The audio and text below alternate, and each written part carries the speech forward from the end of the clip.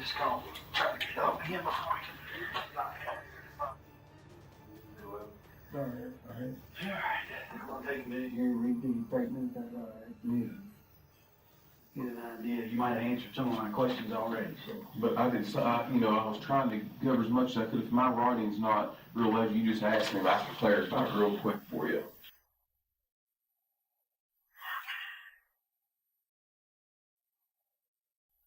Full slot bluegrass there. But I don't know these. I put approximately. I just put 4.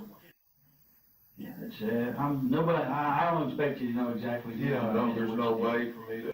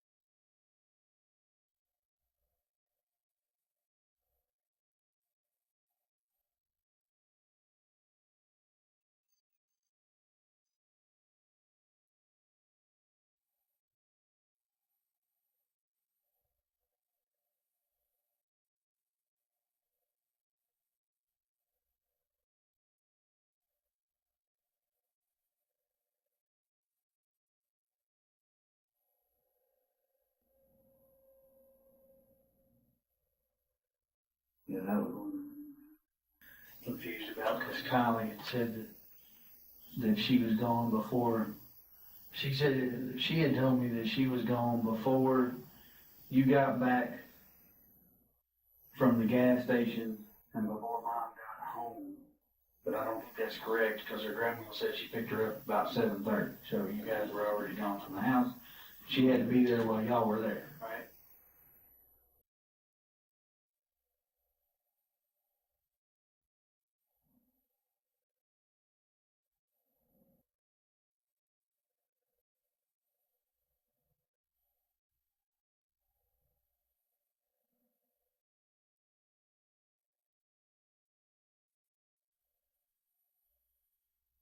Is this Friday?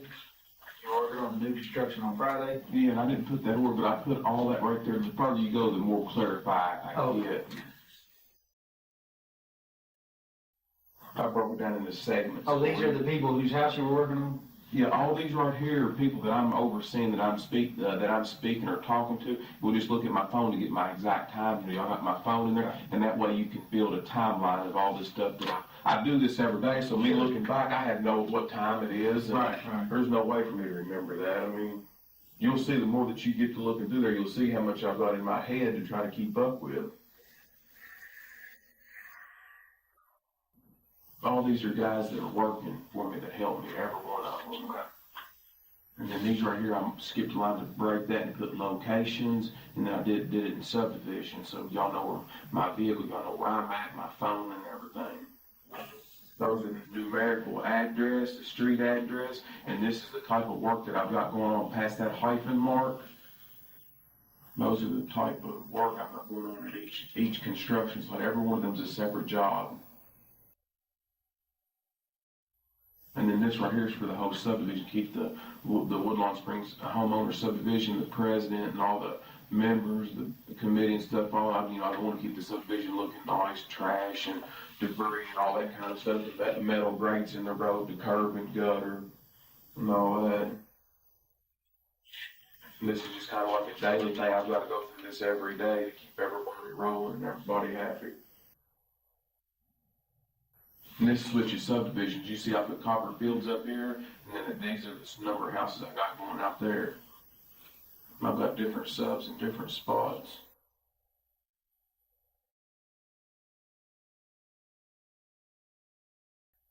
Sorry, that thing will go off pretty fast. That's fine. That's nice. I've got people all over the counties. All right.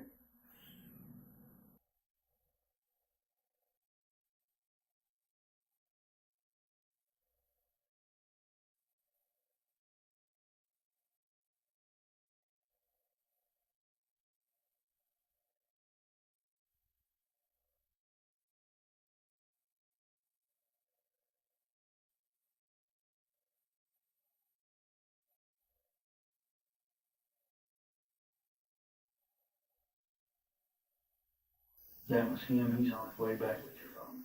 All right.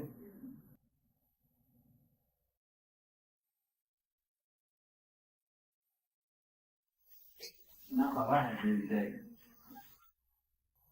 No, I've just been used to the custom division. That's how I grew up. Right. You know, Was your dad a builder? my dad was a construction worker for CSX Railroad. Oh, okay. About 24, 25 years. I read a book when I was in school.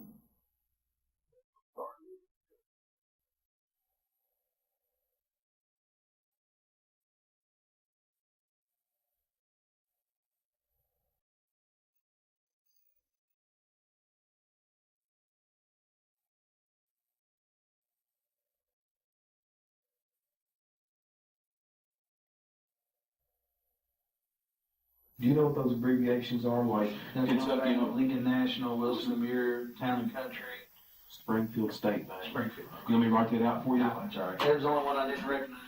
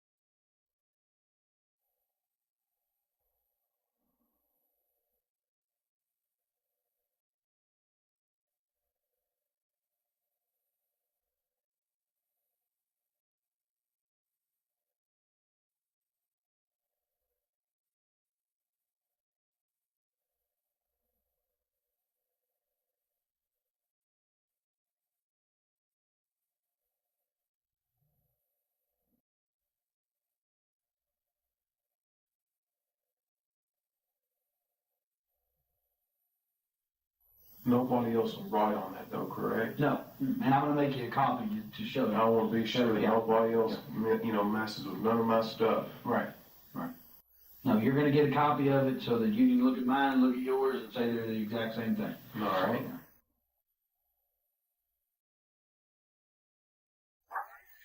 Back up to it, all right.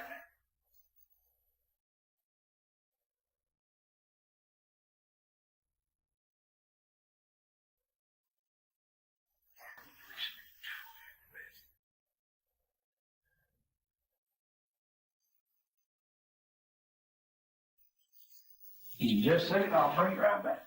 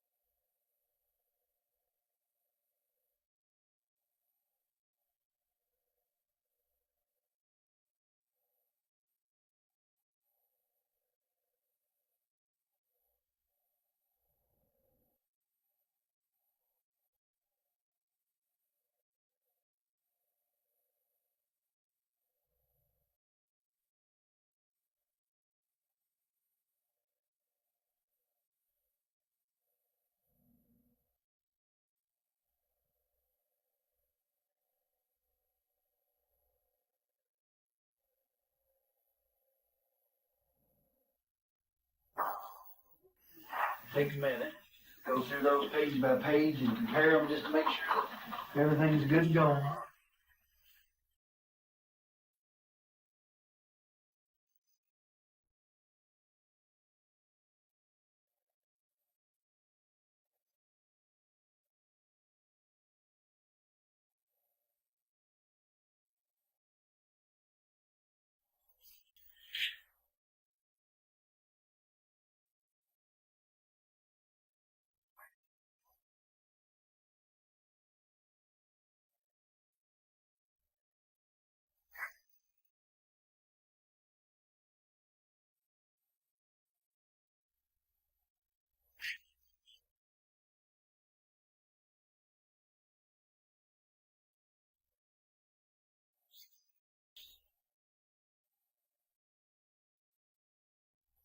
Looks good to me. I think the original, if you'll keep a copy, this way we'll both have a copy. File.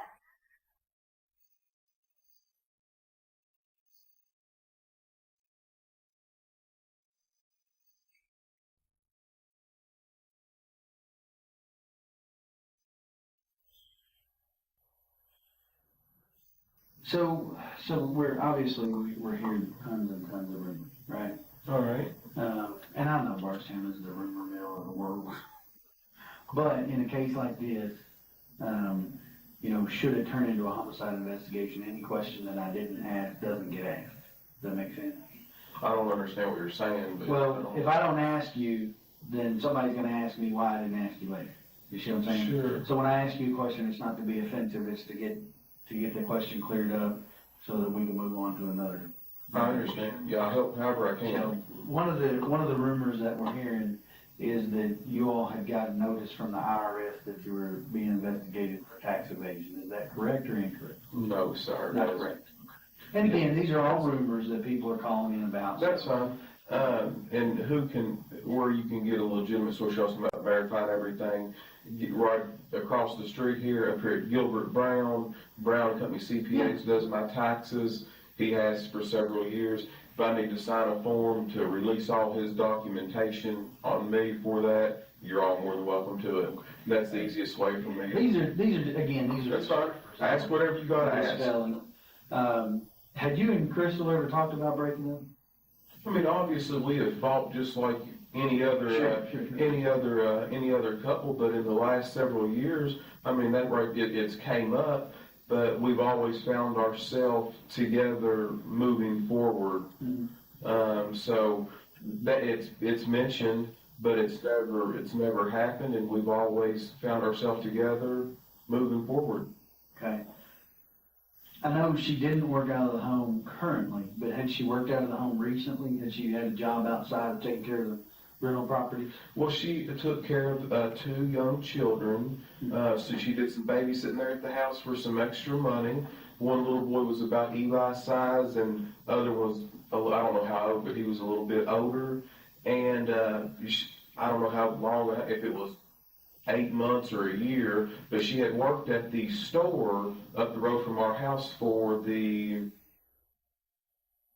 I don't want to say anything discriminatory, I don't want to say they're not Americans, but they're Indians. yeah, I don't want to say nothing that's convenience store. Yeah, convenience store. She worked for some folks up there. I do not know that. I think it might be Sandy or Sandeep or something like that, but I don't know she worked up there at that gas station for quite some time, but that's been quite some time ago. Was that before or after Eli?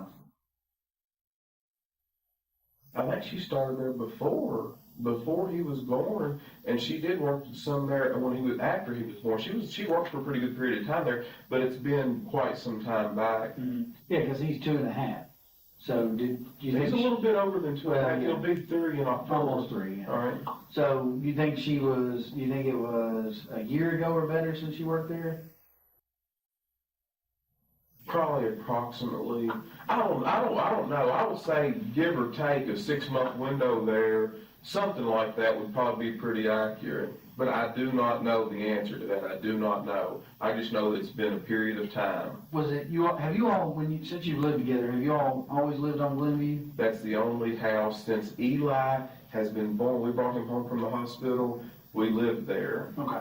yes. So That's the only you all were residence. living there when she was working at the, and when she stopped working at the. When she stopped, yes, when she stopped working there. There was, I don't know, maybe 4 or 5 other girls that worked up there with her. I don't know their names. They didn't have a large amount of employees, just a few.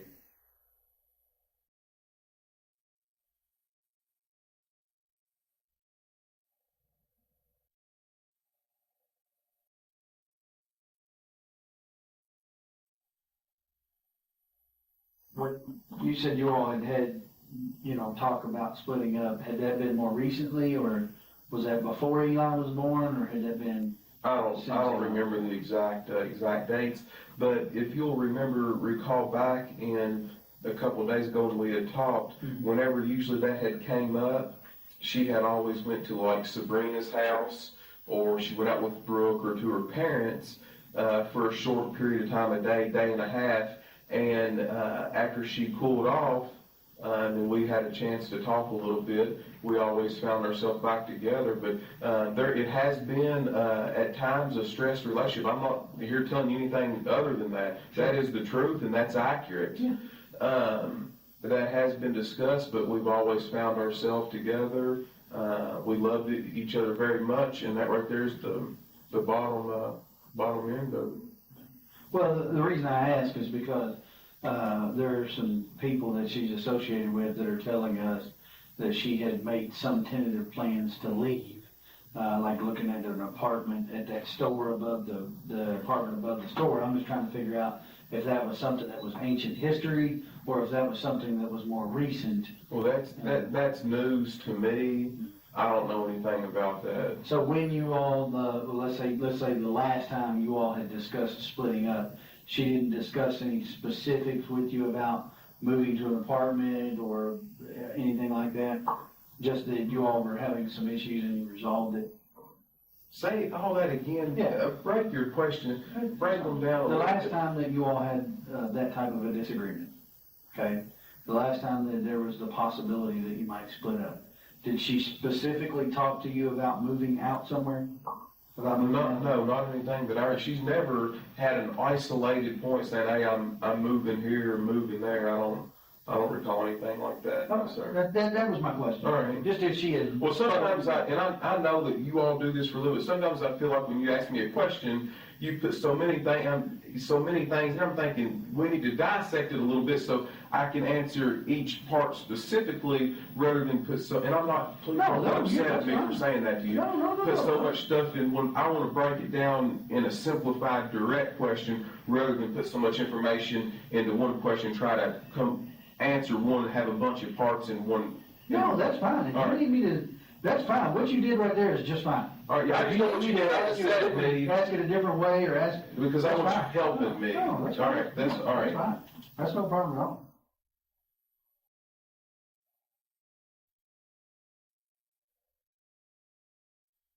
We kind of already established the Kylie thing, but just so I'm clear on it. All right. You got home at somewhere between 5 and 5:30, probably closer to 5, right? Yes, sir. And Kylie was there? I didn't go in the house at that time. Oh, you didn't? Okay. No, I knew that whenever she was coming behind me, I knew that she was going to be there shortly. So what I did was I jumped on that little tractor. I knew I had a little bit of time, and I wanted to go up there and fill it up full of fuel, check, do all that kind of stuff, get my fuel levels right, so that I didn't have to stop. I've got, as you can tell when you look at that list, I got so much stuff to do. I don't have any unaccounted for time. I'm wide open. Right. If I stop for a few minutes, I go backwards, and I don't have time to do that. So so you didn't go inside, so you don't know if she was there when you were riding? I don't know that she was there. She was riding with Crystal. I do not know. And when you got back from gassing up the tractor, they were all there. Her and Eli and Crystal. All 4, yes. Yeah, okay. And so all 4 of you were there. So during that time, the neighbor said she got home around 5:15, give or take. That's right. So from 5:15, and I think I mentioned to you that I see on the video that you all go past Circle K.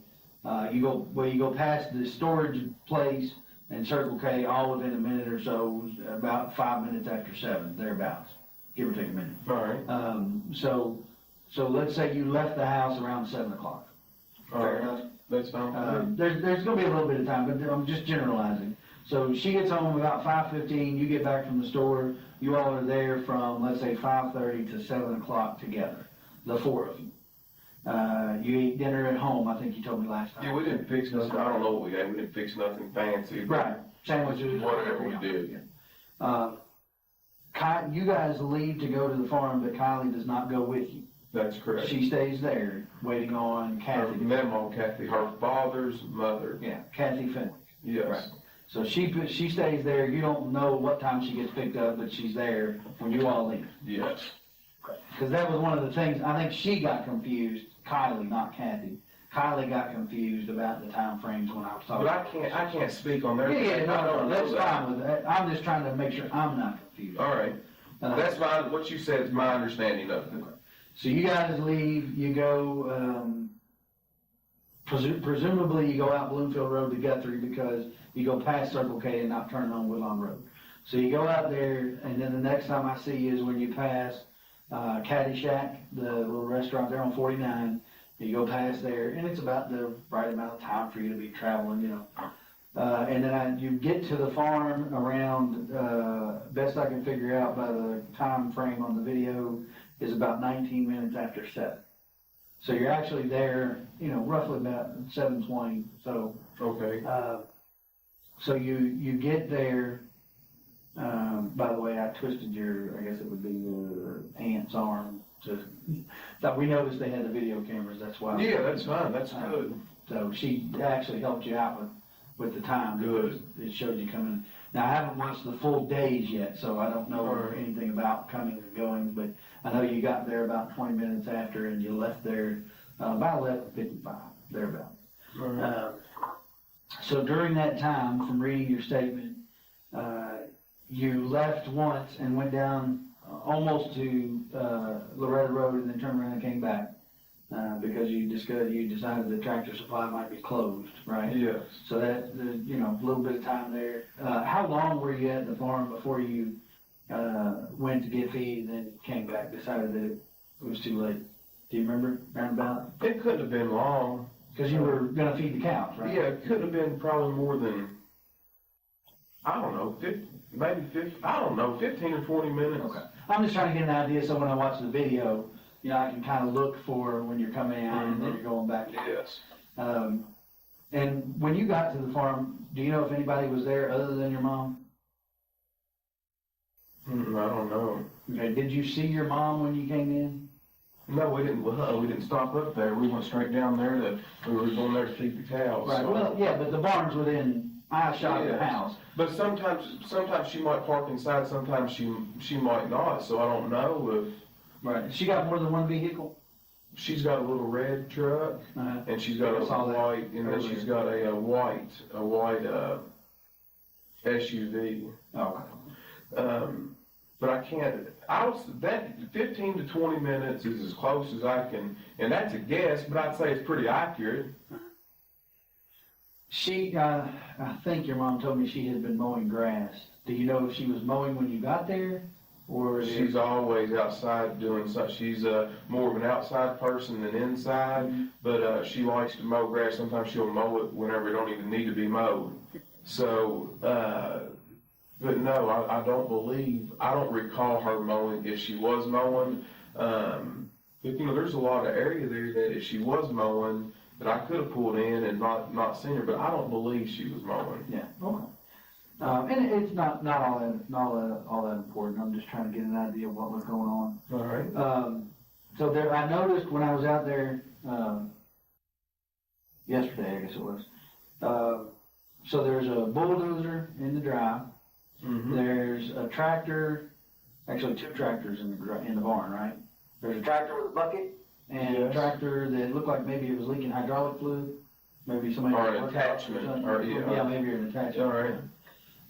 So while you were out there Friday, did you operate any of that equipment to take care of the cows, or how do you normally? No, I don't. By hand. Mm-hmm.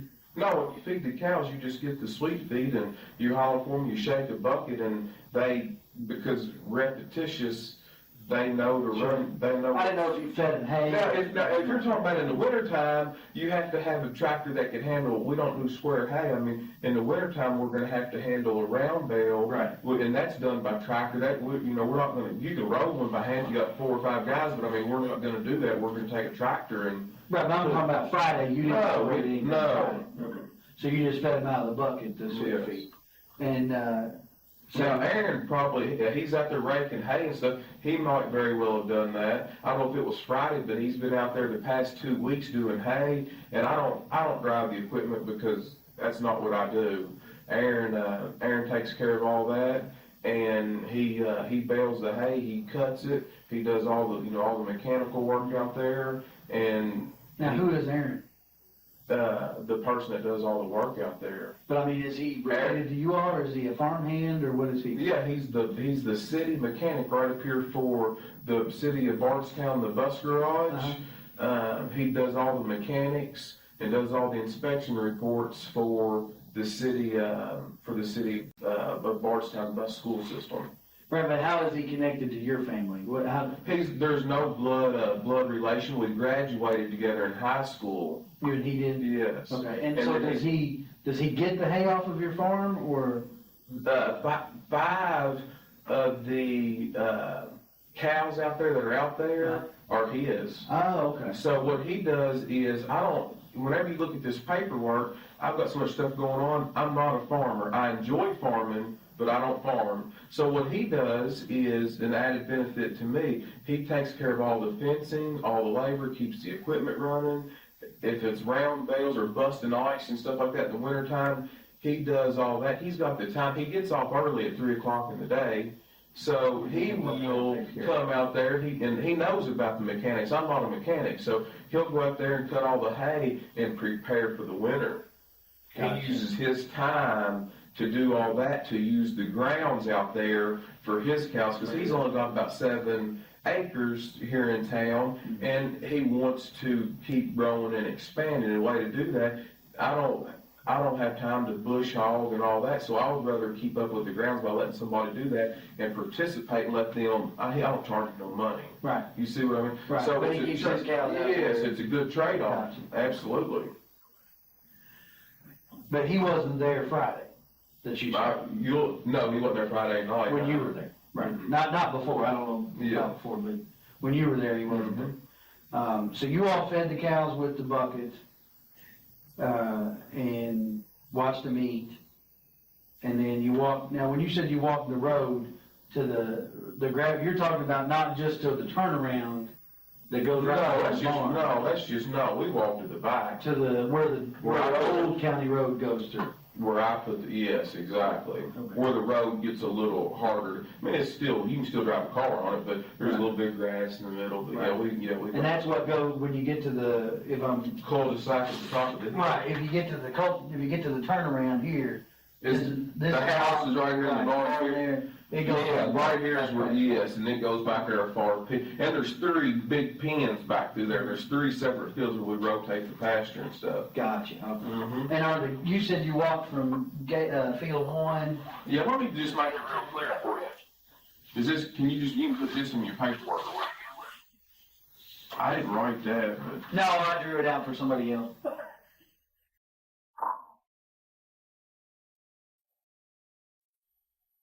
The barn. And then, of course, the fence does something like this. Right, kind of gives an angle off my place. And then it goes all the way back. So somewhere right in here, this is a double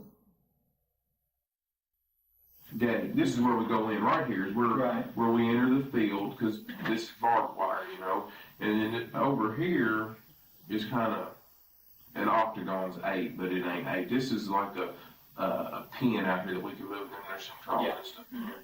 And then I think right here, that field separates and then there's another gate right here. So this is number 1, and then way up here, this is number 2, and then number 3 goes a far piece back through there. Right. So we go through this gate, and then the gate from 2 to 3, the other gate's up here. Right. You know what I'm? Yeah. And then there's more food in field number 3 than there are on these other two, because these two are 8 down close. Mm-hmm. So a lot of times, and it's cooler back there in them ravines and hollers for the cows than if they're on this flat land, and they would rather stay cooler and eat back there. And they're in a big pond back there, but there's a little pond for them for a water supply too right now. So more often than not, they go back there in that third field, but like in later in the evening, a lot of times we're consistent at the times, and sometimes we're not. But a lot of times in the evening, they'll drift up here thinking they're going to get some feed. Right. For the sweet feed. Right. Yeah. Right. So you all, when you all went for the cows, though, I think Yeah, we went in this gate right here, and then we walked all the way back through there. So because they weren't at field 1. Yeah.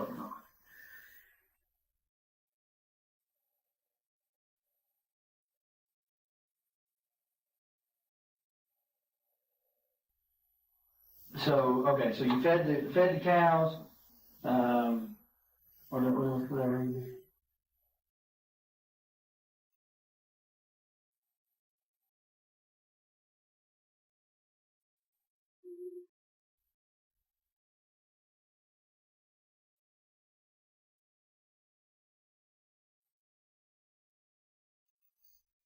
You fed the cows, and then you come back out and you walked the road, right? The road that goes to Yeah, after we come back out from walking up through here, then we walk out to here, there's another. Did I see your pin again? So there's another. It ain't exactly straight, but it looks something like this. That's the driveway. Yeah, this driveway to the farm. Right.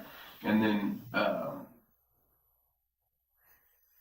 when we walk out the road, we just walk back through there. And how long would you say that road goes back into there? Do you know? If you had to get it. I don't know. I bet it's a good mile.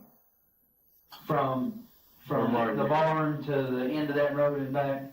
So a couple mile walk going to and from.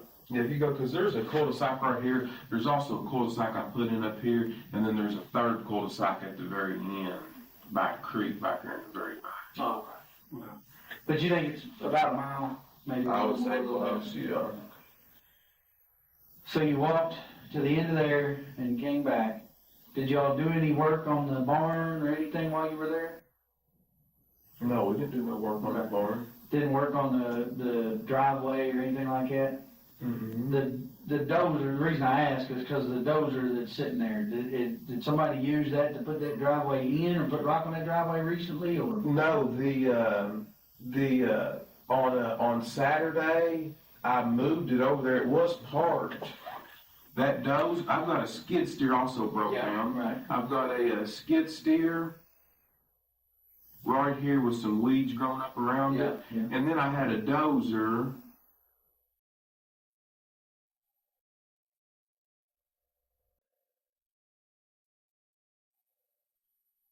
The dozer right here, Mm-hmm. and I did, I backed it right across here,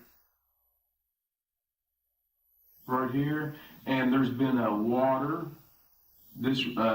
coming in the front. There's a big door right here in the front of the barn, Mm-hmm. and water had been going in the front of it right here.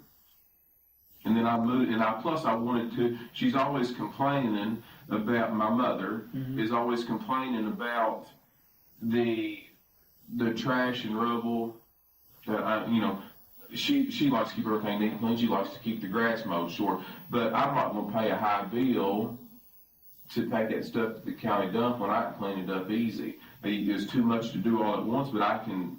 Every time I come out there, I can throw a match on it or burn a little pop. Eli likes to roast marshmallows, so what I do, and we spend so much time out there, what I do is put a pile, and I'll light a little piece of it on fire. Mm-hmm. And then that way I don't have a huge fire, but I've got enough that I'm constantly getting rid of some, and then they won't charge me that high density fee out there at the dump. So I'm going to take all this equipment, this skid steer too. I just haven't drug it over there yet, and then all these trailers where the weeds are high, I'm going to try to get it on both sides of these doors, just to get it out of there.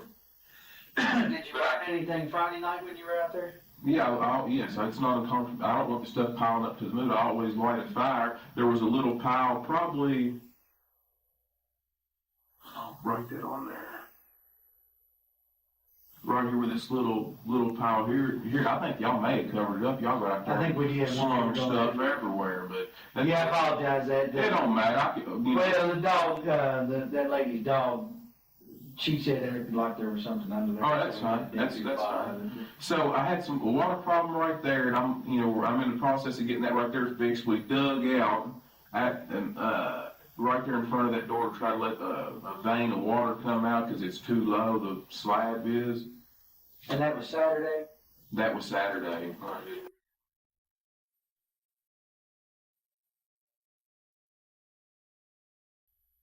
Do you remember what time Saturday you got out there? Mm-hmm.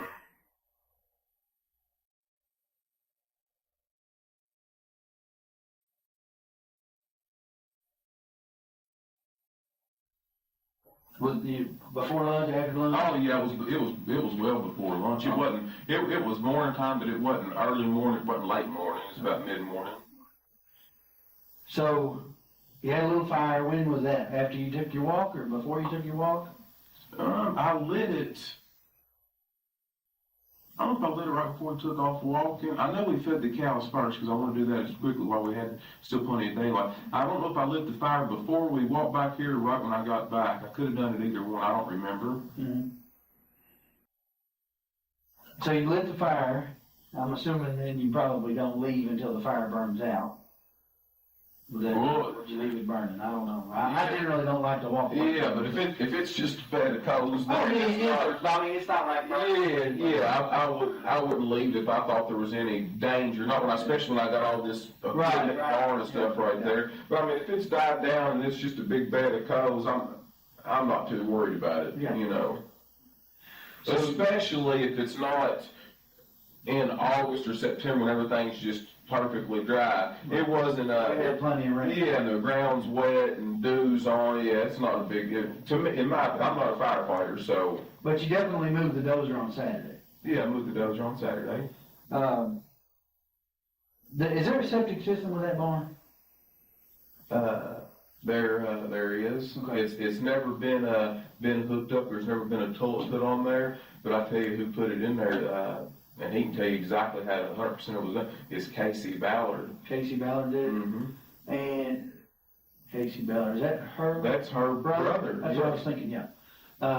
So he put the septic, is there like an opening somewhere where you can access it? Oh, yeah. Maintenance it and whatnot? Mm-hmm. Where would that be at? There's a big pole out in the middle of this, in field number 1 right here. Uh-huh.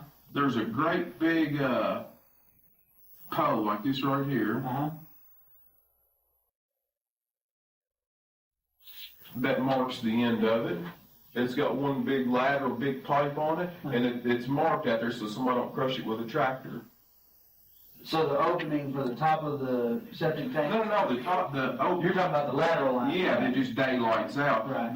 There's a big, underneath that, right where this fence is right there, Uh-huh. there's a big round lid right here. Okay. Next to fence, forward field.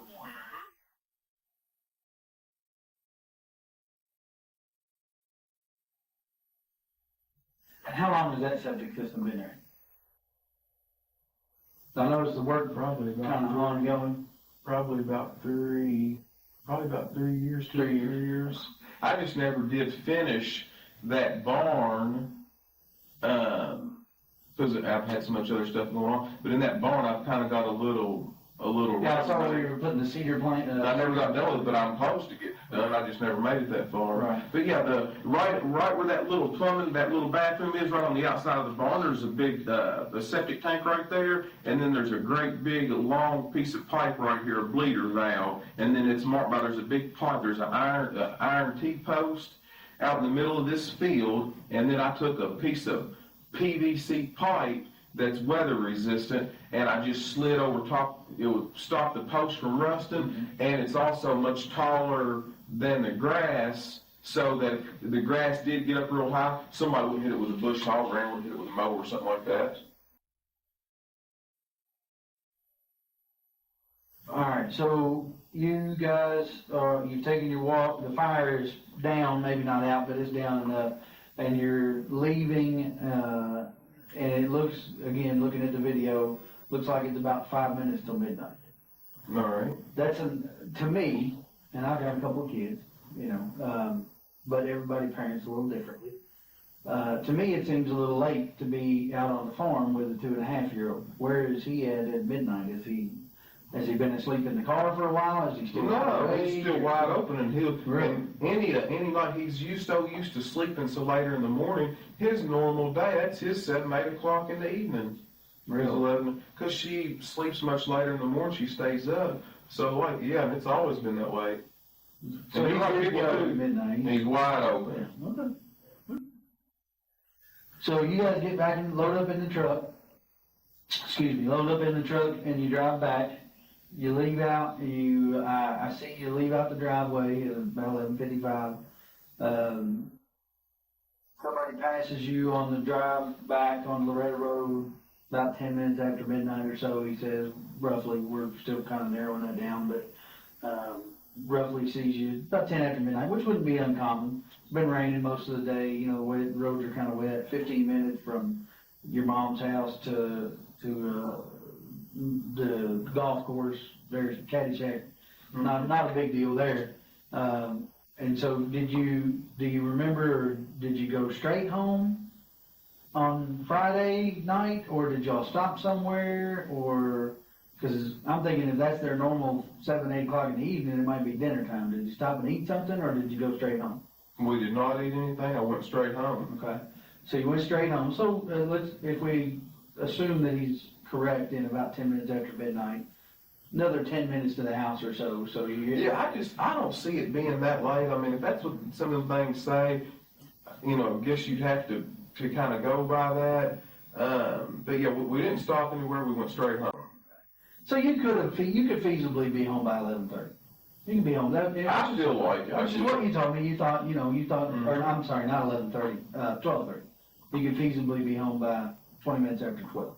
If he passes you at 10 minutes after 12. All right. Which is a little off from what you originally told me, and you just said, I still think it's a little off, but we'll go with what the camera says as opposed to memory, because sometimes memory's not that great. All right. And I checked the time on her camera, and I'm allowing for about a 9-minute gap there between what my watch says and what her camera says. All right. So, which puts you leaving there about 11:55, which, again, 15 minutes to Caddyshack is not terribly bad in the rain.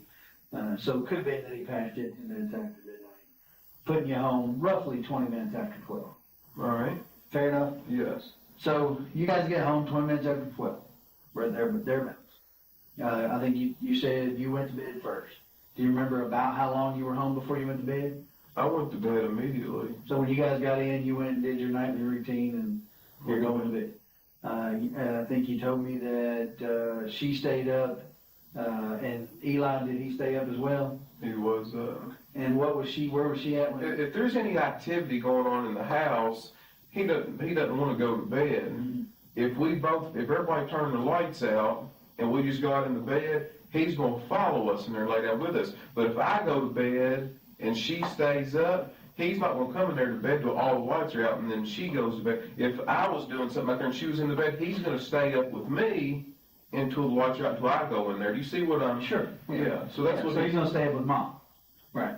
So, and before you went to bed, or any conversation, I know you told me that you all had a conversation Friday evening sometime about the kids. We'll talk about that in a minute, but you said you all talked about the kids Friday evening. Does that conversation bleed over to when you get home, or is that conversation done? No, whenever I got home, I went to bed. I mean, it was relatively, quickly when I got in there. The conversation does not bleed over. Okay. So you go to bed, she stays up. What's she doing?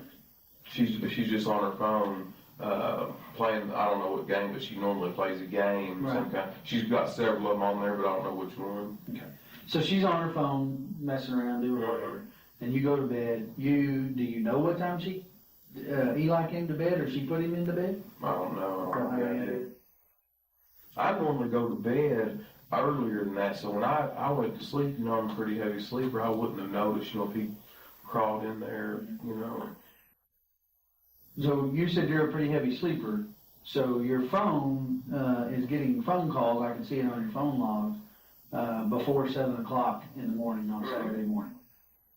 Do you hear that going off? Do you normally keep it in there? Yeah, but I don't have to, at that time, I've got an alarms on my phone at 6 o'clock and 7 o'clock. Sometimes I've got them at 4 and at 7, but my alarm most mornings goes off. I always have it for 6 and 7, but I'll wake up before my alarm goes off. But yeah, it's not uncommon for me to get calls really early in the morning. So what time do you think you got up on Saturday morning?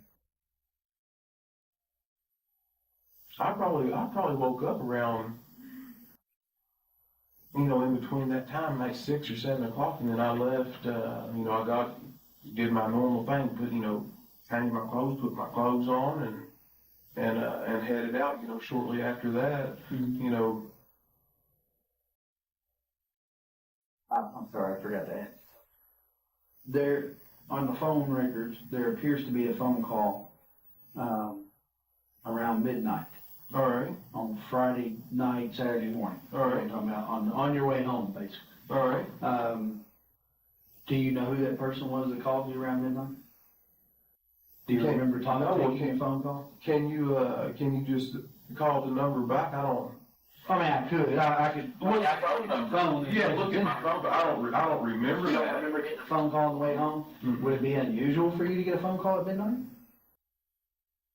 I mean, it is for me, and I work for the sheriff's office. I get calls quite regularly. Some of the people that do the tile for me, I wouldn't put it past them to call me at any time. They lay brick through the day, and then they're tiling my houses at night. The Thomases I wrote on there, Derek and his brother Tyler Thomas, they'll call me at any time. And I've got even if it's just one day, I don't pay them people by the job. They got to get paid by the hour, and then when they get done with it, I pay them. Right.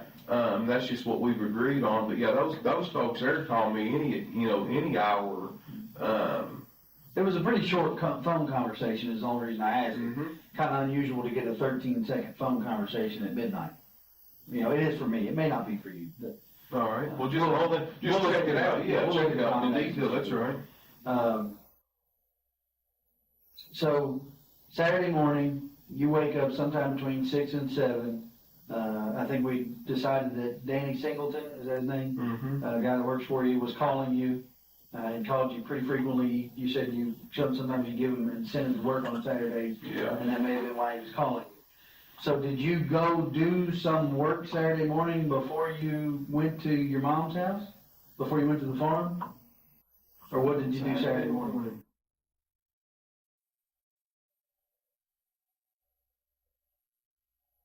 No, I didn't. I didn't do any other work on Saturday morning. That's where I went out there to the barn. Mm-hmm. I don't know exactly what time I got out there, but that's what I had done. Mm-hmm. So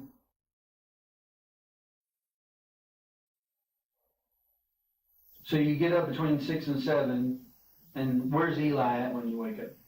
He's next to me. He's in the bed with you. Mm-hmm. Okay. So you get up. Does he get up with you? He's still asleep whenever I get up, but I go to the bathroom and all that kind of stuff, and he's still sleeping there on the bed. And so when you wake up, he's there, but Crystal's not. She's not. Okay. And so did you try to call her or? Yes, I noticed that she wasn't there, and I didn't know exactly what to think. I don't know what time I called her. Yes, I called her that morning. I mean, did you call her before you left the house to go to the I farm? don't remember what time I called her. But do you remember where you were at? Were you at home or were you at the farm? Or you were on the way to the farm? I don't know, somewhere in between. I don't recall. I don't know. That's fair. So you, before you go to the farm, you feed Eli breakfast? I did not before we got there. I normally get those squeezable yogurts, got all them vitamins and minerals and stuff in it, Mm-hmm. and he likes to eat stuff like that for breakfast, and it's easy. He can do that in his car seat or whatever he's got to do. So you think he was eating on the way to the farm? I don't think he was. I know he was. Okay. Now, how much of the yogurt he ate, I don't know. I'm not worried about that. It's not a question of what he ate or how much he ate. I'm just trying to Well, establish he's a healthy boy, I can tell pattern you. of behavior Alright. from that weekend, you know. And here's why, I'll be honest with you, I have been all along, will continue to be. If I woke up on a Saturday morning and my wife wasn't with me in the bed, as is normal, which might not be normal for you, I don't know, but for me, it would be normal, particularly if my wife's a late sleeper, which mine is as well on Saturdays, for her to be there in the bed when I get up. So if she were not, probably the first thing I would do would be to call her to find out where she was.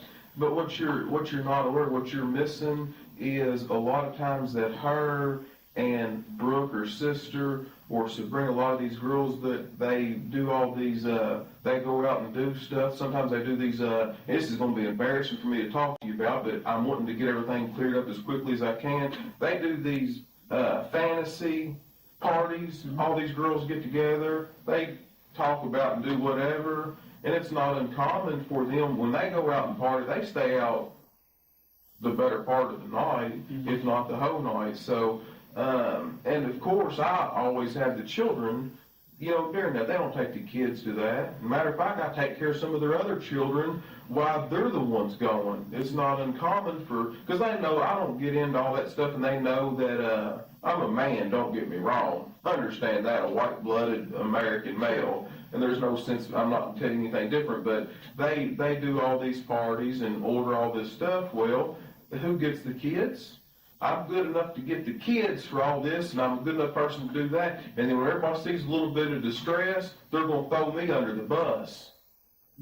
You know, they need to re-examine all these other actions, how, you know, and I can understand the family wanting to vent and stress. And it makes perfect sense to me, but these people know me better than what's going on. And before this is all over and done with, you all are too, but it bothers me because not only have I been a victim, my mind's not even where it should be because I'm trying to protect Eli from this, and he's the most important person that I'm trying to protect.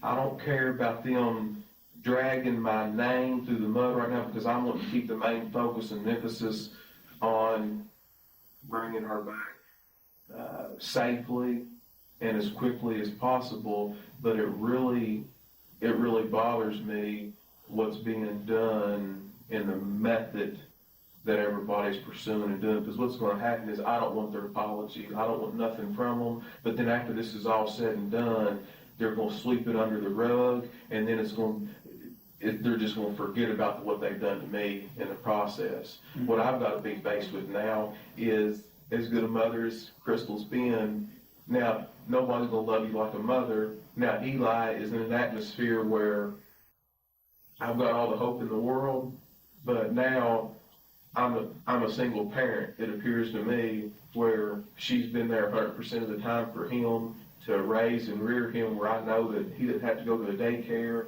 or a babysitter, and I know that his mother is going to take care of him. And now, where am I at without that love and support from her? Now I've got a little boy who's 2, who's going to grow up his life. If something's not done where she's not brought back safely, now one of the very most important people in his life, he's got to grow up without. Right. Do you see what I'm saying? And I'm in here answering a bunch of bullshit that I'm doing the best that I can possibly do with, but it's taken a lot of energy and effort away from the other efforts that could be out there trying to help and bring her back here safely. I can't even go out on the side of the road without looking like a murderer, something like that's wrong. I've been extremely honest with you all, and now I'm up here doing all they can have the house. Don't take anything that you want. You don't need any of that paperwork or search warrants. And now I'm up here trying to get my head where I can be on the side of being able to protect myself and defend myself for my son whenever I'm the one I feel like has the largest loss. Yeah. So do what you got to do. I'll do whatever I can, but this is, this is starting to get silly. I don't need an attorney. I haven't asked for an attorney. I don't need none of that. I'm innocent. I'm willing to talk to whoever. But this to me is really starting to get silly, because I feel like, I don't have a Facebook page. I don't have time to get on the internet. I don't know a lot about computers. Crystal did all that for me. I didn't have to do it because that's something else that she always took care of. So now I have people coming back to me telling me that they're completely trashing me online for the whole media. You know, I've taken 17 years of my life, and I feel like I've worked hard to get a good education. I've worked hard all these years. I've built a nice life for me and my family, and now my whole family's name is trashed for something that's completely not even tied to me. That's where I'm at right now. So I'm extremely upset. I'm hurt over it. I try to put on a tough shell and a bubble and move forward. It's extremely difficult to get up in the morning and push on and look at Eli and know that here I've got a million things going on that I have to get done. And then who's going to suffer? He is. And it's not right.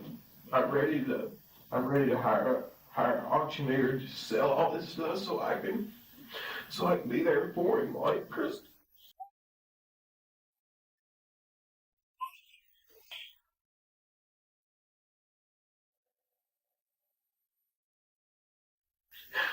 What else do you want to know?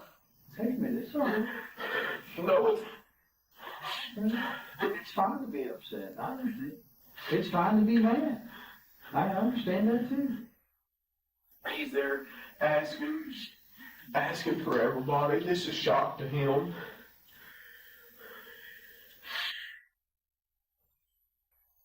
It's okay to be upset by it, I understand. It's okay to be upset at her family.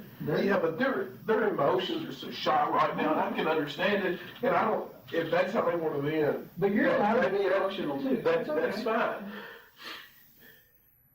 What they're mad about is the darn cell phone that I took away from Ashley because her mother told for me to take it away from her. That's what they're mad about. And it's just been a spiral since then in October. And ever since then, their attitude towards me and everything is so wrong. For punishing a 16-year-old girl when she's not hurt, she's not hit, nothing like that. And I'm the worst person in the world for having any, and I understand I'm not her dad, I'm not her disciplinary figure. If she disobeyed her mother, I followed a direct order from her mother. Mother couldn't get it from her, I took her cell phone from her. And then it's just been hell ever since. That was the whole thing about the wrist? Yes, exactly. Yeah, they took her up to the hospital and did the same with CPS and all this bunch of garbage. They ruled it unsubstantiated, or however they wanted to say it. No bearing or whatever. When you pull the reports, they documented it all. You can get all that stuff too. You want some water? No, I'm good. Let's move forward. Whatever you need, I'm here to give to you. Okay. I'm innocent. I don't need an attorney, so I'm good. Ask whatever you want to ask. Okay. Well, if we can just continue the conversation, and I don't want to rush it. Take your time. I think we left off around about Saturday morning. So you guys got up, and she wasn't there.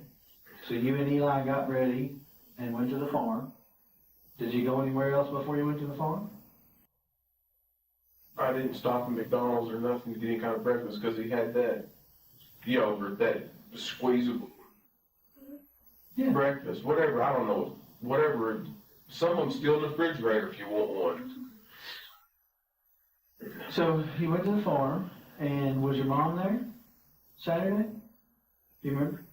I didn't stop at the house up there either that morning. What do you do with Eli while you're working on the equipment?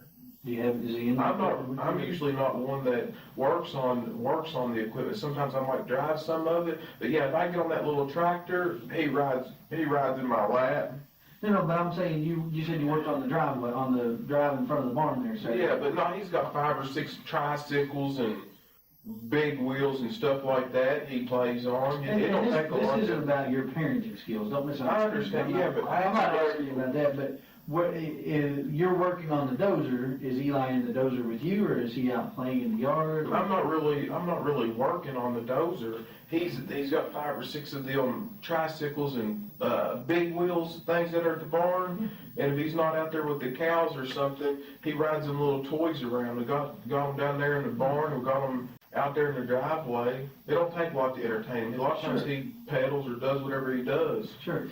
But how long would you think that it took you to fix that area you said was taking on water there in front of the barn with the No, I don't know. A lot of times on Saturday, I just use that as a place to vent and get away from what I call the city, not just like Bardstown, the city, but all the city stuff that goes on, loud music and all that. Out there, you hear crickets. Yeah. You know, you don't hear a lot of people, so I'll go out there to kind of, a lot of times just to get away from the stress of all these tenants and stuff, calling these new construction contractors and stuff. It's a kind of a little vacation away from home. Right, but you told me earlier that on Saturday you fixed the spot in front of the barn where the water was going in. Yeah, if the water's not, if it's not been like raining a solid week or whatever, you can't really tell if it hits and misses. Sometimes if we get a substantial amount of rain, you can kind of tell where problems are, like, you know, and I could tell. So that's just what I did, and just piddle, just nothing important, just piddle. Right, but would Eli normally be in the bulldozer with you while you're operating it? Was he in there with you while you were operating? He's drove it, not that more there he wasn't, but yeah, I mean, he has been, and he's drove the bulldozer before. He's drove all the tractors out there before. So that morning, did you say Mom was or wasn't home? You don't know? I don't remember. You don't know. So you don't know that he was out riding on his tricycles or whatever. When you said in the driveway, you mean the driveway for the house or the driveway where that you're working on? Say it again now. You said you were working on the driveway in front of the barn with the dozer, right? Yeah, we're down there by the. You said he was probably riding on tricycles or something. Yeah, I'm sure he was running on the concrete slab.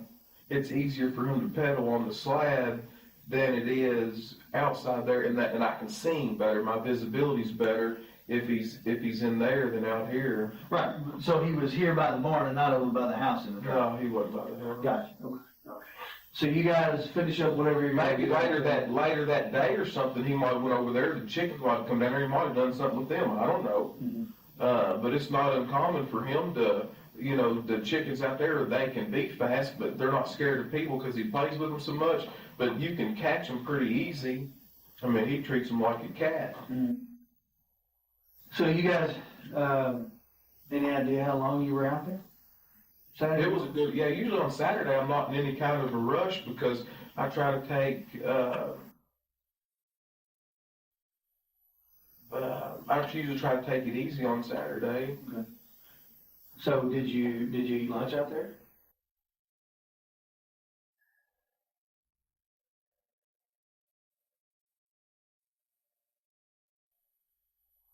I don't know if I ate lunch there. I know I ate supper out there at Fabian's house that night because he had everybody over there at his house there's about, I don't know, maybe 150 people over there at my mom's brother's house. We went out there for a short while. It wasn't real long.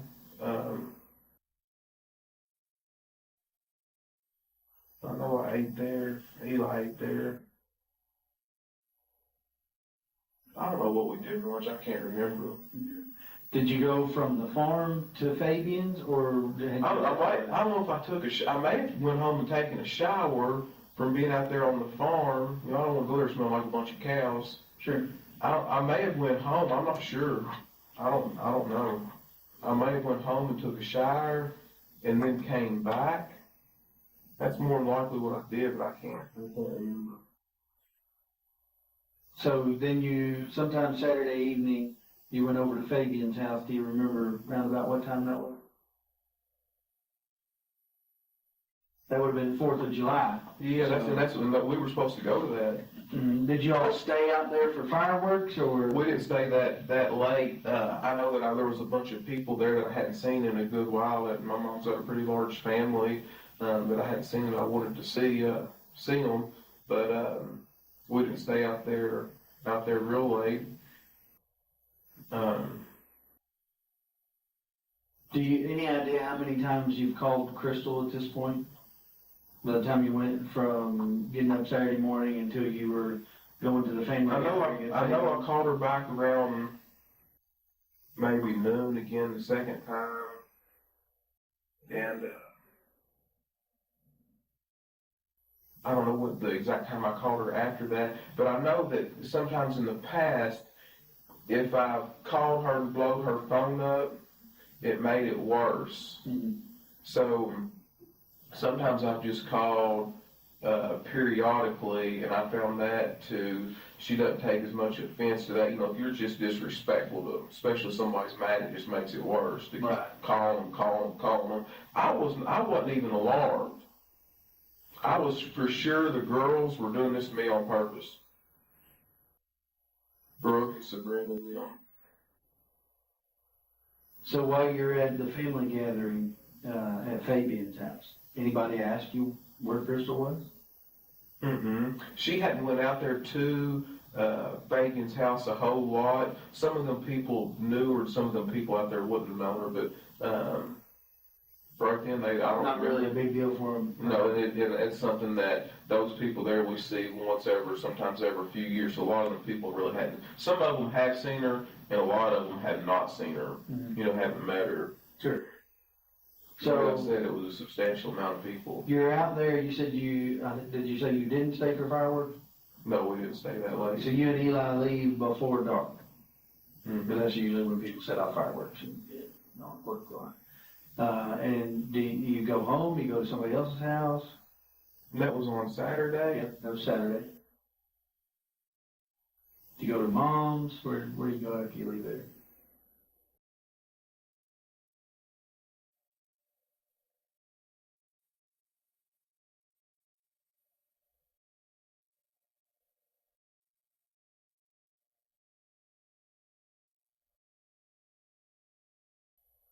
No, I think we rode with my mother over there. To Fabian's house? Yeah, we rode with her, and then I went home after that. So you rode back to mom's house with her, and then you didn't stay at mom's. You went back to your house. Yeah, I didn't. I don't know the exact timing and all that right there, but I do know that I rode with her over there to Fabian's house. And you left her house and went home. I don't know if I stayed there any period of time or not. I may have stayed there just a little bit. I don't think very much, but I might have stayed there a little bit. I'm not sure. I mean, you didn't stay the night there. No. Did you go anywhere else after you left mom's house before you went home? Not that I can remember. I think what would be a good idea for folks is to put a darn camera. You think I'm joking? I'm being serious. You try to go back through this. I need to put a camera in your vehicle and up there in front of you, just live on tape, and then you. Well, I'm not asking you to recall every detail of your life, brother. But I'm just trying to. But it would help me if I could. Well, but listen, I couldn't tell you what I did 2 days ago. I couldn't tell you what I did before I started investigating this, because I've been investigating this for 3 days. You know, so I'm not asking you to remember every single minute, but you know, and I realized that it wasn't a big deal for her to be gone for you, but you know, most people can remember, you know, most of the things they did during the day, not every single minute, but you remember going to Fabian's house, you remember leaving Fabian's house, the highway, right, and going. So if you went from mom's house to home, you'd eaten dinner at Fabian's. And I don't know if it was her mother. I met her mother at the gas station somewhere. One of them days. Her mother, Sherry, Crystal's mother, Sherry, and I don't know if Ashley was with her and other kids were with them, but I stopped at right in front of Walmart where I get a bunch of fuel at up right at that Murphy station across from Lowe's right there. Right. And I was on the phone with either Ashley or Sherry, one, I forgot which, and They said, I tell you what I've done too. I talked to Brook on the phone at the farm. I talked to Brook, her younger sister, before I left because I was heading into town to get fuel at that point. So whatever time that I talked to Brook, you'll know that I left. Mhm. So make a note of that. I talked to Brook on the phone, and that's when I was leaving the farm on 49. And I drove in 49, and then I made a right there on 150 and went up there to Walmart. And then I got on the phone with Sherry, or Ashley, when I don't know whose phone they were on. Mm-hmm. But that'll help me right there, because that's, you can pinpoint an exact time. And then I pulled in there to that Murphy station. And then Sherry came up there to my window.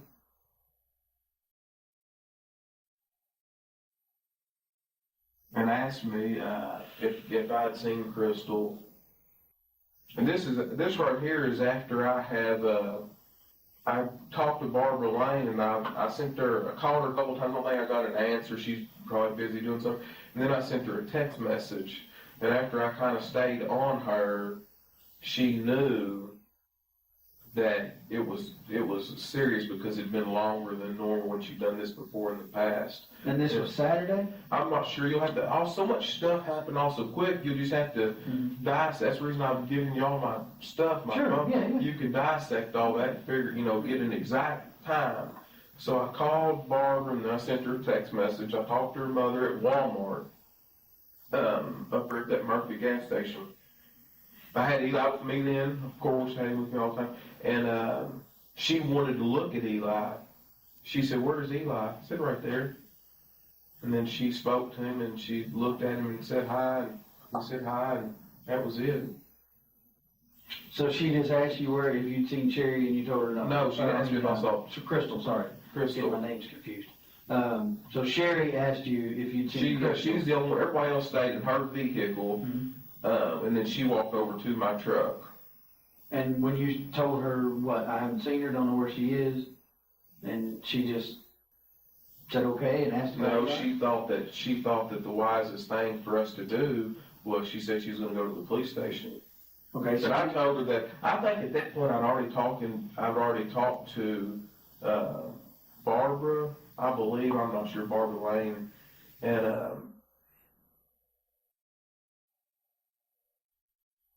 I'm not sure. I don't know the time periods. I don't know. I just don't know. That's fine. So, then I went home.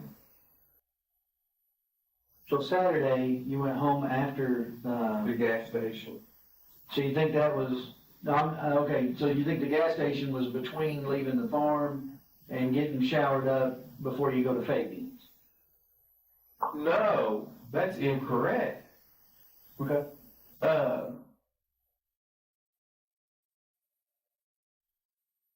You said you were leaving to go get fuel. Yeah, I did leave the farm to go get fuel. I don't know. I don't know if that was Friday. I don't know if that was Saturday that I got fuel. I'm sure I did it with my card. I can prove what time that was too. And So I talked to Sherry. Do you think you talked to Sherry the same day they reported her missing? She said something. Yes, she said, the day that, yes, that's. They reported her missing on Sunday.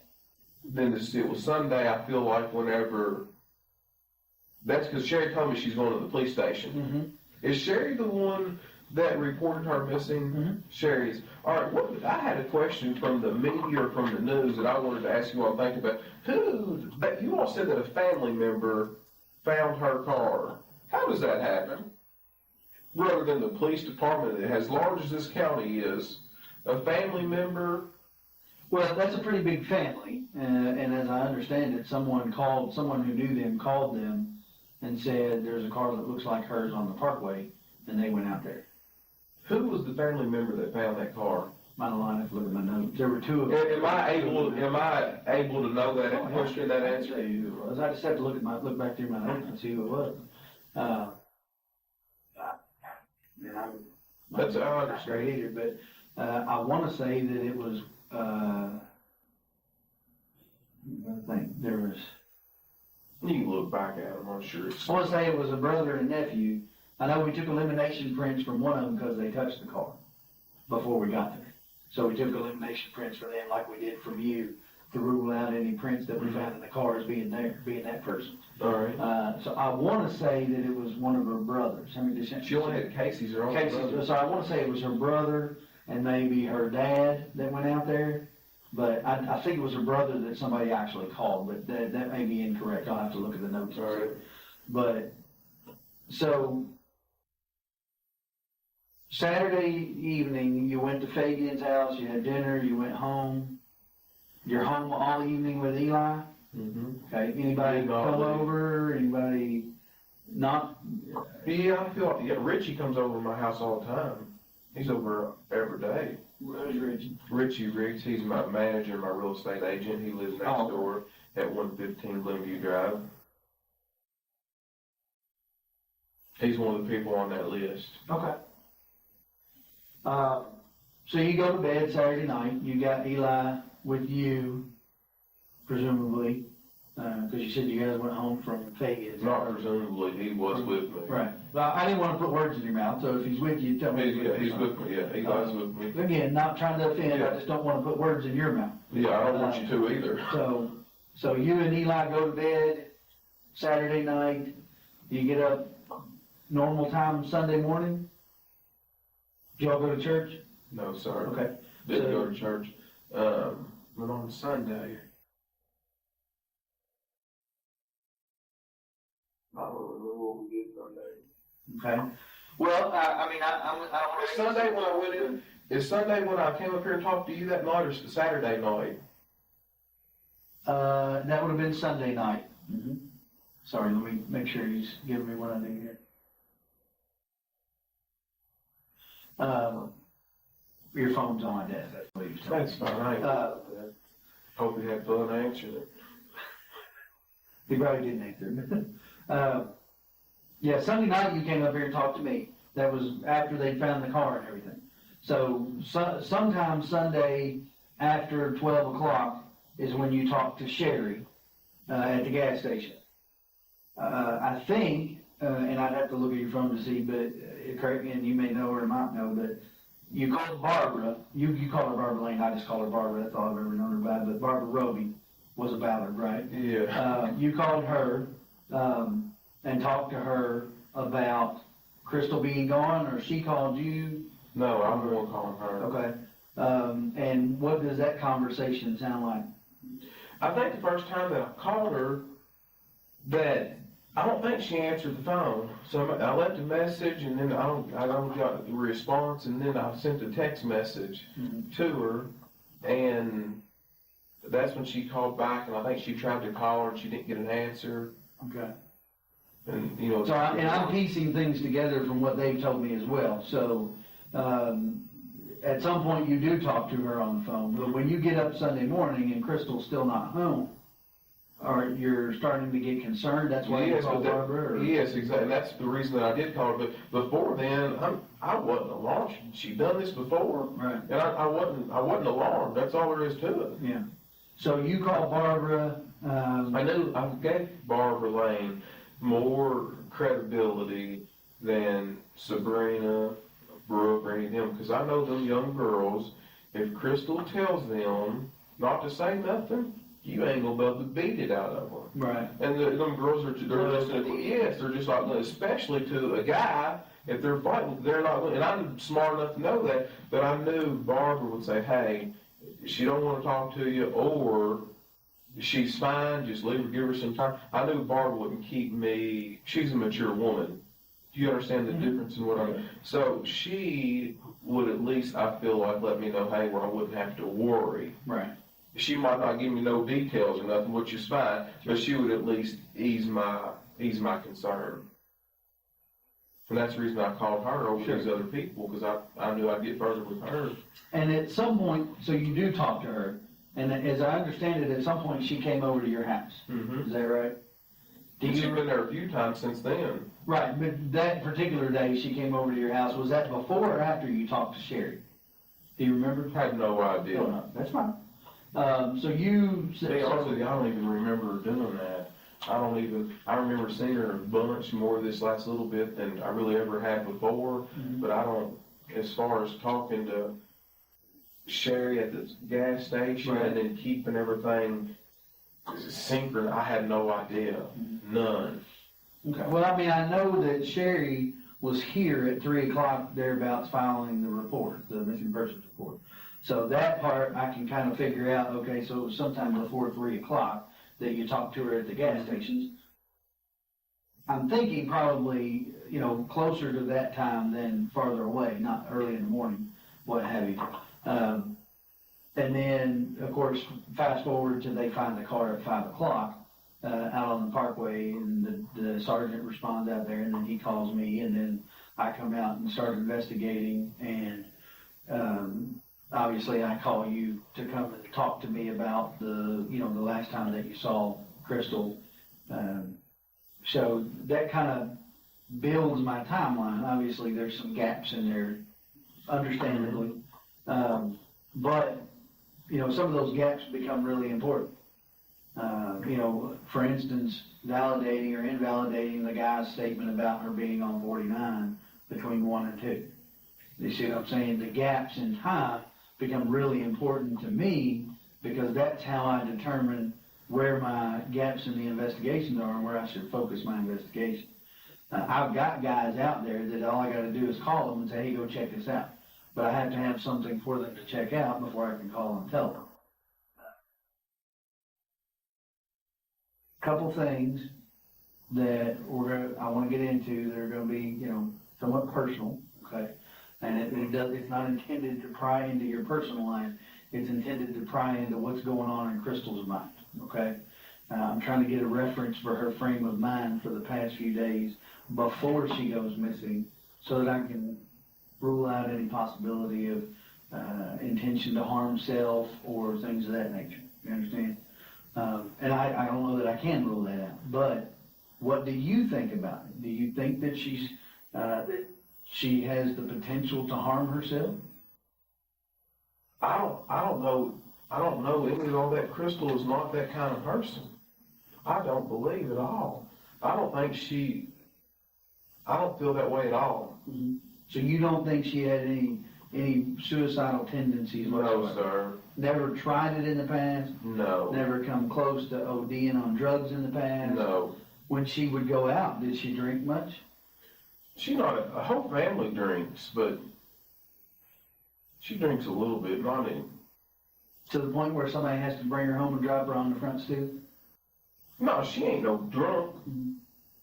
Well, you said sometimes she goes out after you go to bed. They do drink and they need a driver, but they're not what you're describing is like a sloppy drunk, just somebody got tore down. I mean, right. That's not an accurate picture of her. Okay. And she likes going out and having a good time, but I mean, she's, I guess, I don't want to say like a maybe conservative person, but sure. Just a normal, typical social drinker. Yeah, a normal, typical person likes to have a good time. I mean, that's it. So, if you had to guess, how often would you say she would go out? She doesn't go out real often, not real often. I mean, she's got all her kids, and we got Eli. I mean, we've had a pretty busy lifestyle, and seems like we've always got kids here and there. So I mean, right. We don't have a whole lot of time to do that. We don't like to get babysitters all the time. You know, sometimes if her parents have a couple of the kids, or Keith might have a couple of them, we might go out with. Usually, you know, with Eli, we don't usually seldom ever get a babysitter for him, and we take him with us. But other than that. Well, I guess the reason I'm confused about that is because you said it was not unusual for her to go out with the girls. It's not unusual. Yeah, so help me understand. You mean but that's what once a month, or once every other month, or I mean, how much time are we talking about here?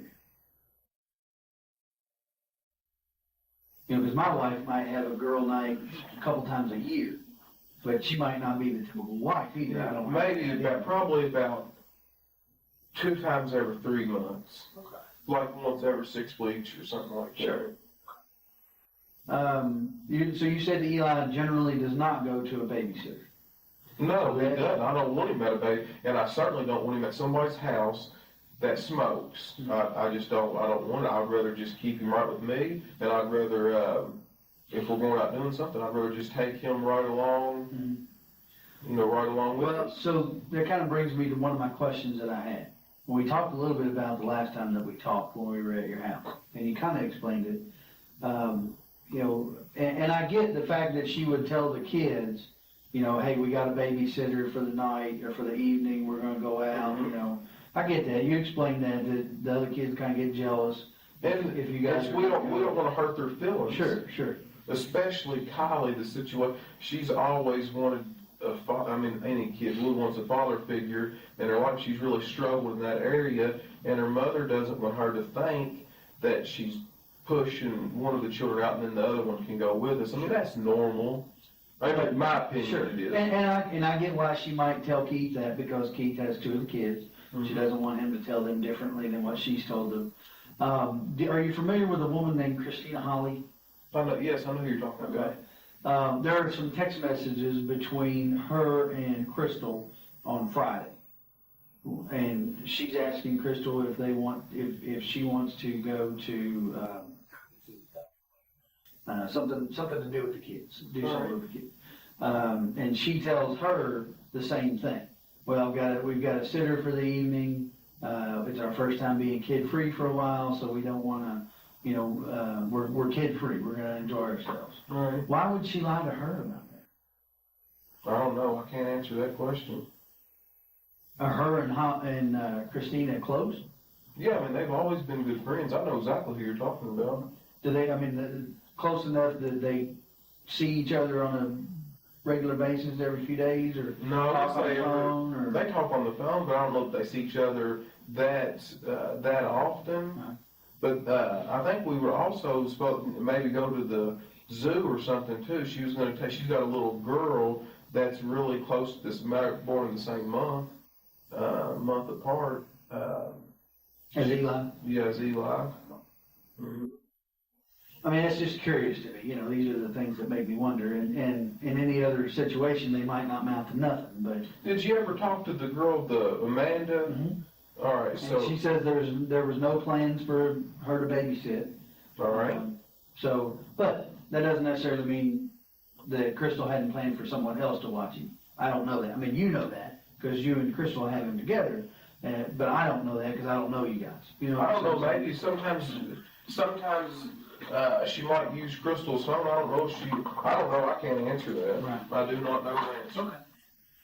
But as far as you know, you all did not have plans for a babysitter then? No, absolutely no. The plan was all along for you guys to go to the farm? Yes.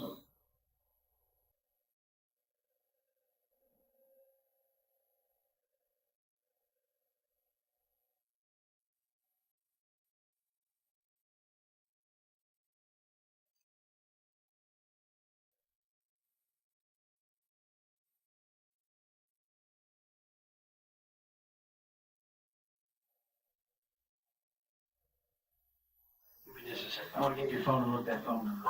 All right.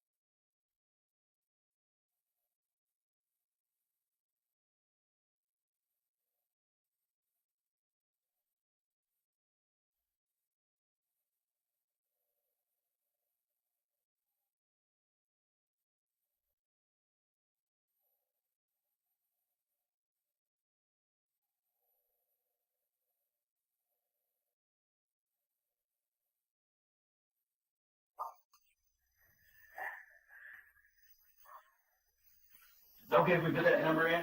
Yeah, go right ahead, do what you gotta do. You got a couple messages. Yeah. I don't know how to do that. I've got an Apple phone, so just, I just want to put the number in, right? well, or yeah, or check contacts or however you do it to see who it is, yeah. 1390.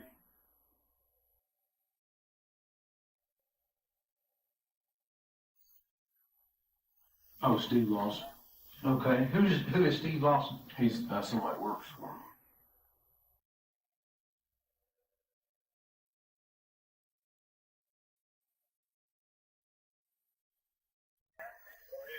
Hey, Steve. Hey, I can't hear you real good. I'm gonna ask you to speak up a little bit, okay? Okay, sir. Hey, I was wanting to know. Hey, I've got some things going on next week. I'm gonna need your help with it. Are you already booked up, or can you help me? I haven't moved up yet. I'm still looking for a place. That's why I needed them numbers from you. All right. Well, I can write them all down and get them there for you. But I was actually talking about doing some more work with your little skid steer and so forth. Mine's still broke down. Well, like I said, get with me tomorrow. I'm coming. I know you have a hard time hearing me because it's where I'm located at. All right.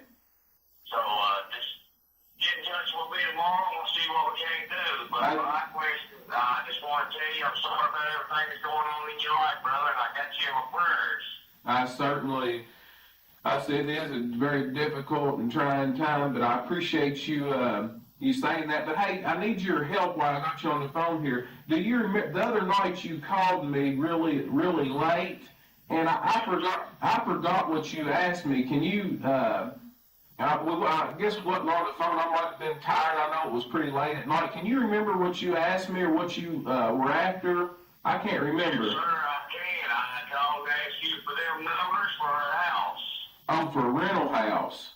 Yes, sir, And I did. and what did I forgot? What did I tell you? You told me that you would call, what's her name, Katie or whatever, she handles all that. Crystal. Crystal, okay, I apologize. Yeah. And you said she handles all that, and that you would get back with me on it. All right. Thank you so much. Now. Hey, if there's anything I can do, you give me a call. Thank you. You have a good night now. Yes, sir, God bless you. Thank you.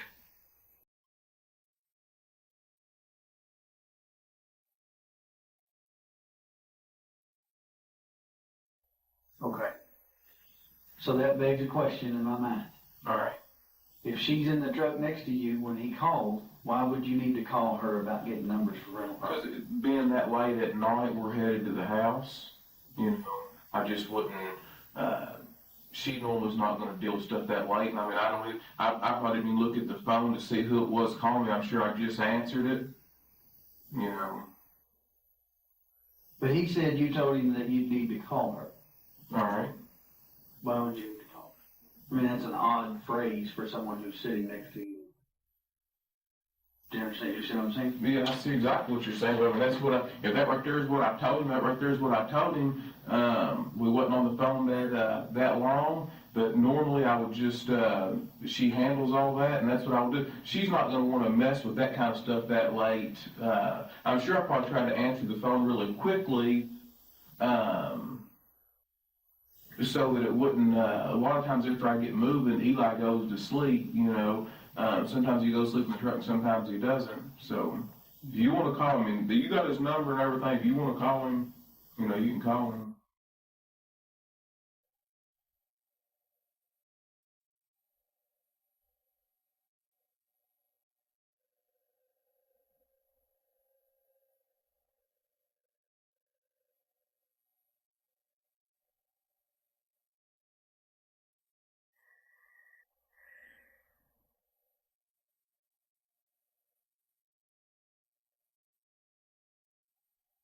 What do you think?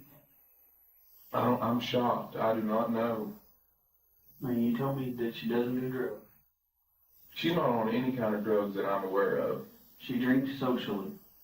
Okay, mildly, yes, not any kind of. Every 6-8 weeks, something like that. Has she ever had trouble with depression before? Not really, not to my knowledge. I mean, there's always stress that's your highs and lows in people's life, but I wouldn't classify her as as a stressful person or someone that's deeply depressed. Well, I know Keith Rogers, her ex-husband, or still current, but not together. I know that he has had a drug problem in the past. Was she with him during the time that he had the drug problem? Or was that after? Yeah, I mean, I'm not, I mean, I think that he has fought that for some time, and I think that she was obviously definitely in the picture while that was going on, but I don't, to my knowledge, she didn't get wrapped up into any of that.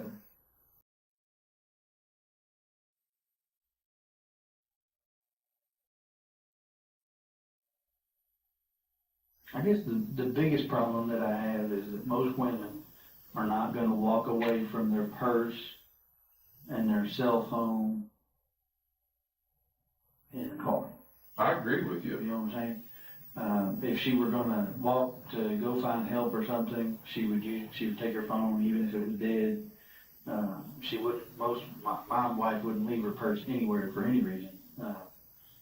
So I can't figure why she would walk away from the car and leave the purse there. When we took the bloodhounds up there, the lady commented that it was though she wasn't even there.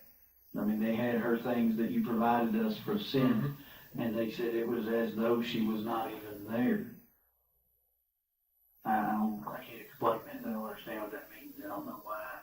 If it's her car and she leaves in it sometime Friday night, why does it appear to the dogs that she's not even there? I agree with you. This same set of bloodhounds tracked her in the car from 49, and they had never been to your mom's farm before, tracked her scent all the way down 49, turned on Bardstown Road, and turned on Pascal Ballard as though they were following your car. So I know the dog's not defective. That's Because right. they're following her scent, and they don't know where your mom lives. They've never been That's there right. before. So the dog's nose is not defective. So when the dog doesn't even try to find her on the parkway, where her car ends up, it's just very odd to me. And I can't figure out why they wouldn't find any scent of her at all if she walked one way or another. They would have picked it up. Right. They would have at least walked far enough for her to have been picked up by somebody. You know, if you break down on the parkway, somebody's not going to pull bumper to bumper with you, so you're going to have to walk from your car to their car to get in. That's right. So the dog doesn't even act like it wants to go in one direction or another, even far enough for her to have even gotten in the car with somebody. That's just weird. I don't understand. Unless she was never in her car when it got put on the parkway. I don't know. Yeah, but I can't answer that. I do not know. Do you know of anybody that would want to hurt her? I mean, as far as I know, she's a well-likable person. Right. I know that she's done a few evictions with some folks, got a few people upset, but Were they missing eviction? I mean, Like threatening? there's never a good eviction. Right, but I mean, some of It's just normal business, but I can't think of anything. She's a likable person. I can't think of anybody who would want to harm her. Ever have anybody show up at the house upset over something, you know what I mean? You know what I'm saying? When it's not appropriate for them to be coming to their landlord's house. Ever have them show up at your house beating on the door, hey, you threw me out, or whatever?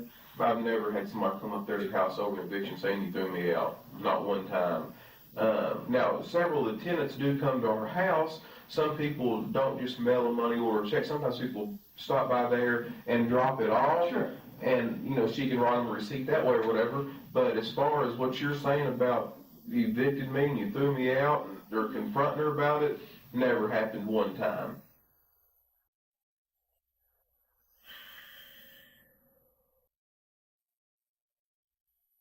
Does Kylie's dad, he doesn't have anything to do with her?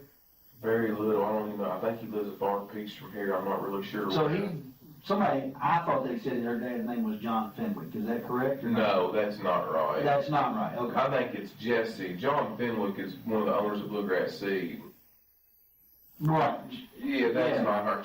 okay. That's not So her. Jesse Fenwick, I believe, and that might not. somebody that don't live around here close. Yeah, it's a far picture. Is he now, but obviously, his mom lives on Stone Road. Yes. So he's a member of that Fenwick family that's from around here.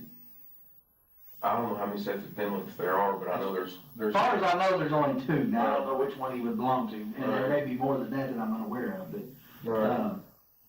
so, do you know, is she related to the Fenwicks that own the Bluegrass Seed, or you I think do it's not. different? I don't think she is, but I do not Don't know know. for sure. I I don't can do ask family Ashley. trees and all. I don't do all Right. that. I didn't know since you do business, if you've done business with them, I think some of it, and then Ashley is the daughter that her mom and dad raised. Yes, and I figured out her last name is Johnson. I couldn't tell you that the other night because I was sitting there and stressed out, but her last name is Johnson. And I do not know her dad's first name. I just know that he stays incarcerated quite a bit. He'll get out from time to time, but he will only make it about a week, and they find a reason to lock him back up again, whether it be drugs or whatever. Have you all ever had any trouble out of him? I've never met the man. I know that was a pretty abusive relationship from what Crystal's told me, but I don't really know. I can't speak intelligently upon it. It's been quite some time back, so I don't know a whole lot about it.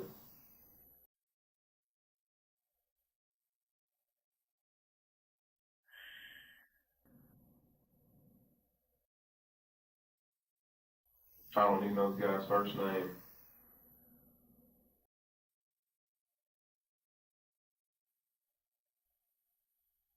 No custody issues with? I know that Tori has told her before that she gets mad if Tori gets mad if she's been corrected or something like that right there. She'll say, well, I'm going to my dad's house, or I'm going over here. They'll want to flip back or forth or whatever, split house. Play one off the other.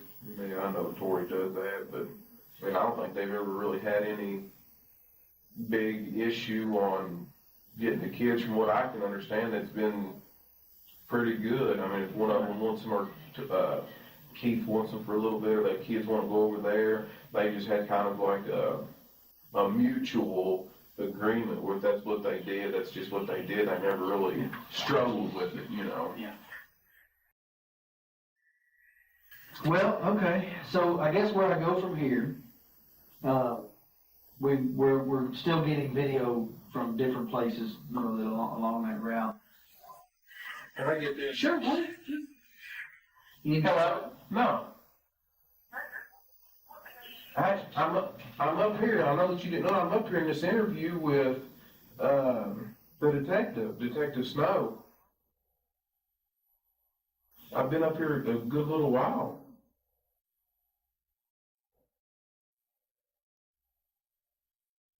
I'm filling out this statement here and everything.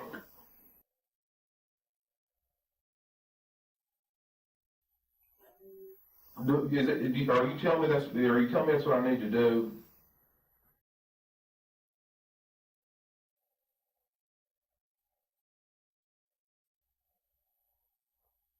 I'm not. I know that. But the way that I look at it is, I'm innocent. I ain't done nothing wrong.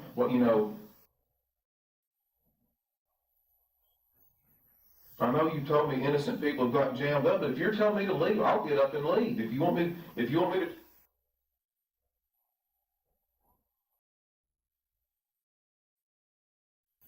I know I'm going through a lot, but I'm trying to get this guy to help me.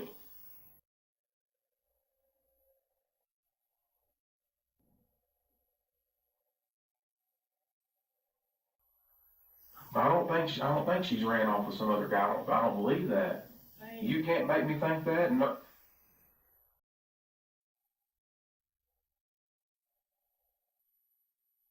Yeah, so do I. I'll do exactly what you're telling me to do right now. You want me to get up and leave? Man, I don't think these guys, I don't think these people are not vindictive just to skin me for no reason. Man, no, this is not their family. This is not.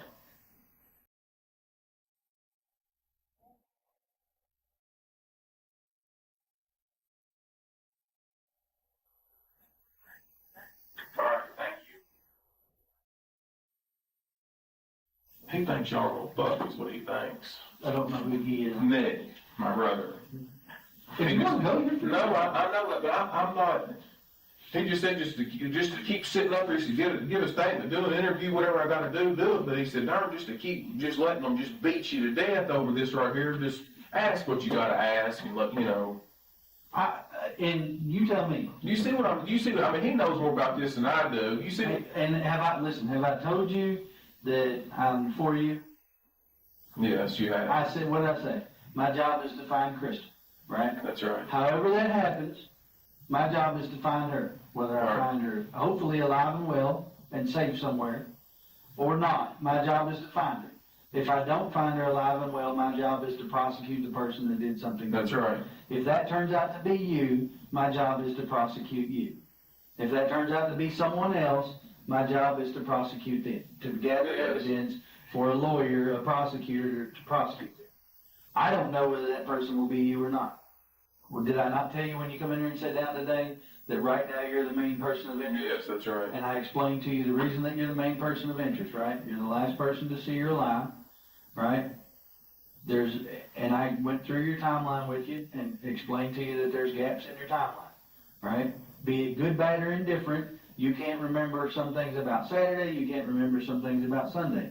That's not a judgment against you, that's just a fact. I am simply a fact finder. If you want to go, you may go at any time you wish to. I would never dream of stopping you, didn't tell you you had to stay. If you want to bring a lawyer in and answer questions with a lawyer, you're welcome to do that. I've been asking you the very same questions in front of your lawyer that I asked you today. Right? I have not given up hope of finding her alive. That being said, you know as well as I do, the longer this draws out, the less likely we are to find her alive unless she's run off somewhere. I mean, that's just a fact. That's right. That's just the facts as they are. I am not for you, I am not against you. I am not for her family or against her family. Right now, my job is to work for Crystal. Plain and simple. It's just that simple. If that means that I have to interrogate you, then that's what I have to do. You've been nothing but cooperative with me. I appreciate that. We've talked. This makes number 3rd time? I don't know, I can't. 3 times. Here, the first time. At your house, the 2nd time. And here, the 3rd time again. Not counting the polygraph, because I didn't ask you any questions then. You've not asked for a lawyer. You're right. That's your right to do. You're entitled to do that. If Nick thinks you should go and you want to take his advice, go ahead. It's fine. I'm not offended by that. My job is not to make you happy. My job is to find Crystal. If that makes you happy, awesome. You know, but make no mistake, my job is to find her. That's what I'm doing. If I offend people in the midst of that, well, I'll apologize later for offending people. If it finds her home safe, then I'll just take the blunt of offending people and go on. You know, just like what you said. What'd you say? Doesn't matter what they think of you, as long as we find her. That's right. So, that being said, you know, you're free to take Nick's advice if he wants you to leave. I don't really have any more questions with you. I was just going to tell you where we go next. All right, yeah, we're wrapping up and you tell me what we're doing next, and if it's over, it's maybe that's the long. So, yeah, you know, here's what I'm looking at, right? I'm trying to find video of her car getting on the parkway, whether it's New Haven Road or 150, trying to find some video of her car getting on the parkway in hopes that it will reveal to us when it gets on the parkway, because there's some confusion about that. Some people calling in saying they saw it on Saturday. Some people calling in saying they saw it on Sunday morning. Some people calling in saying it wasn't there Saturday or Sunday morning. That's just the nature of the beast. When you put information out there, you get a lot of it back. So I'm trying to figure out when it got on the parkway, and if I can, who was driving it when it got on the parkway. Maybe she was driving it, maybe she wasn't. Maybe somebody else was driving it. I don't know. You know, maybe somebody stole it and it got a flat tire. And they left it on the parkway. I have no idea. There's a million possibilities about how it got on it. So I'm trying to figure that out. I would like to fill in the gaps in your timeline. I may be able to do that with the video at your aunt and uncle's house. because they may be able to show me when you came and went from the farm on Saturday, those kind of things. I'm probably going to interview your mom, and I'm probably going to interview Nick and ask them, you know, if they were with you anytime during that time. Maybe they have a little better memory of it, they can fill in those gaps. I'm probably going to interview the employees that called you Friday and Saturday, or Friday evening and then Saturday, to interview them and ask them, you know, when you called him, what did you talk about, how long did you talk, Mr. Stanley or whatever his name is, you know, did he answer the phone, did you all talk on Saturday morning, if you did, what did you talk about, did you go see him, those kinds of things, to help me fill in your timeline, which gives me a better idea of whether or not you're involved in her disappearance. And that's what I do. So, and then once I've done as much as I feel like I can do, I'm going to move on to other things. I'll be honest. Beyond that, short of finding her somewhere, I've done about all the forensic countermeasures I can do. You know, we've gone through the car with a fine-tooth comb. We fingerprinted the car. We've gone through her purse. We're going to start going through bank records. You know, she did have an account. I know you told me you didn't know that she did or didn't. She did have an account of some sort. My understanding is maybe from a family member that there was some Social Security disability from Keith for the kids that maybe went into that account. Maybe that's the case. We'll kind of look into that. You know, we'll start questioning people about the validity of those kinds of things, about the apartment and those kind of things, and try to get a better idea if that's just a shady rumor or whatever, you know. But unfortunately, I've got to dispel all these rumors. You know, that's part of my job. Mm-hmm. We've got to either prove them, disprove them, or no, we can't do either. So that's where I'm at. All right. So I appreciate you coming in. If I ask you to come in again, or if I come see you, again, know that you're always welcome to tell me you don't want to talk to me anymore. That's perfectly okay. All right? Are you completely on my phone? Yes, sir.